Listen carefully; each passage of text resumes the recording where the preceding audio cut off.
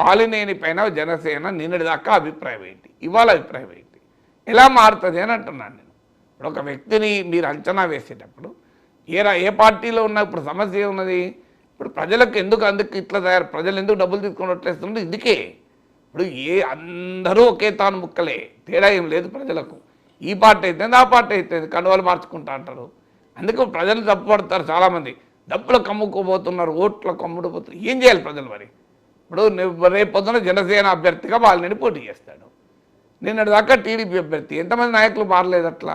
నిన్నటిదాకా వైసీపీ అభ్యర్థిగా పోటీ చేస్తారు, రాత్రి టీడీపీ అభ్యర్థి అయిపోతాడు. నిన్నటిదాకా వైసీపీకి అభ్యర్థిగా పోటీ చేస్తారు, రాత్రి ఇంకో జనసేన అభ్యర్థి అవుతారు.